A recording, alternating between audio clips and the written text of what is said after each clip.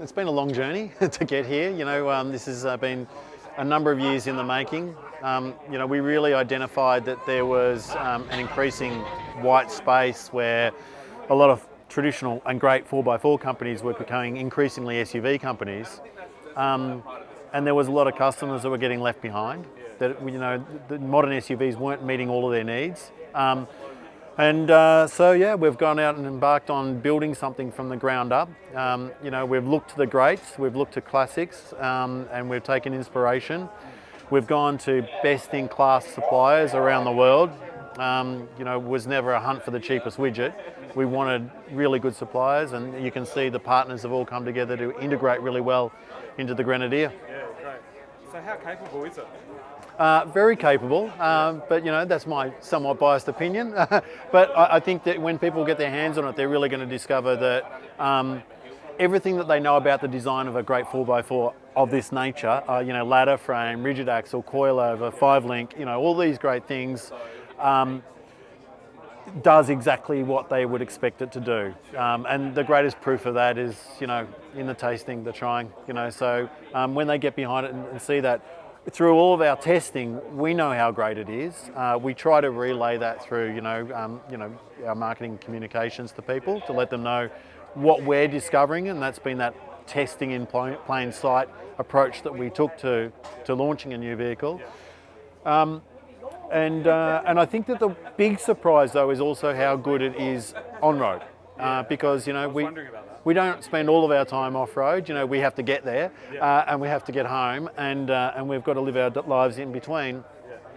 And I think the greatest surprise to everybody is, yes, it does everything it should do off-road, but it is a very livable package that just because it goes back to using traditional 4x4 structural, structure and building practices, it is working really good in a modern context. What's going on here? Yeah, okay. Well, steel front bumper on the vehicle is standard. 3-part winch ready. You can see here on this vehicle, it's already got the winch optioned onto it. So that becomes a serviceable, warrantable item on the vehicle. This one's equipped with our local rhubar. So a fairly cost-effective solution to integrate into the steel front bumper. Okay, so we've got a 4-wheel program, so 17 and 18-inch steel rim, or 17 and 8-inch alloys. This one's riding on the KO2s. You can see here on the side of the vehicle, these are the utility rails. So it's up to your own imagination how many different things you're going to hang off it. But if you want to, dangle anything off the side of it, when you're camping, or a side table or anything like that, it's already available. Yep. That will come with all the load ratings for customers to know how much weight, to what distance from the vehicle you can load it up on. This vehicle's been fitted with our side steps, but you can also have a rock slider option on the vehicle as well. I'll keep moving around the exterior of the vehicle. Here you can see more of the utility rails, grab rails. The roof's got already a high load rating, and even these rubber mounts on the roof without a roof rack on it have a load rating as well. So, so if your partner happened to view some hard rubbish on the side of the road that they just had to have, you could throw it up on top, strap it down, and away you go. Vehicle's been so split rear door. So you can see here, I'll just operate that.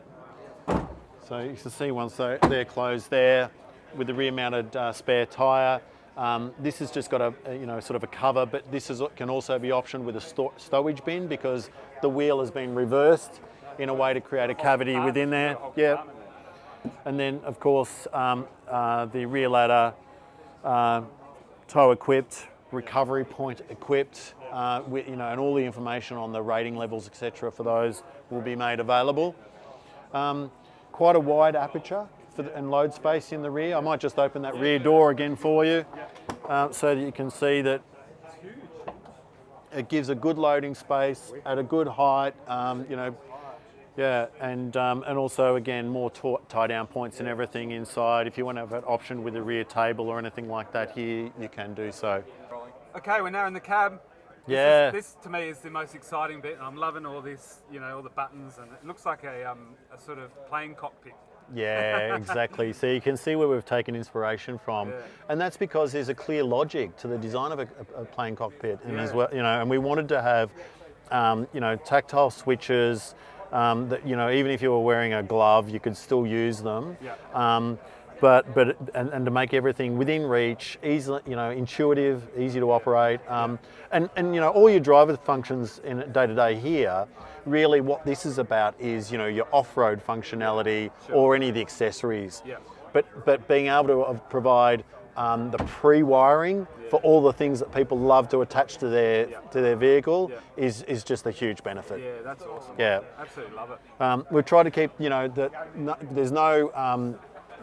there's no instrument cluster in front of the driver there to keep it nice and low and clean and a good view over the front of the vehicle.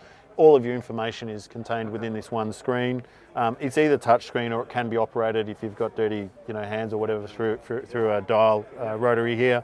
So I think that gives you a pretty good idea of the interior layout. Absolutely love it. Seating partners are Recaro, really comfortable, wrap around nicely bolstered. So yeah, it's come together well. Just plenty of room in here. Like even the back seats, it's really roomy. Yeah. It's unreal. Yeah. It's unreal. A really nice wide cabin. Yeah. So because it's that box design, you really push it out. Yeah. No, I love it. I think people are really going to love this. Thanks for your time. Pleasure. It's awesome. All right. Yeah, cheers. Thanks for coming along.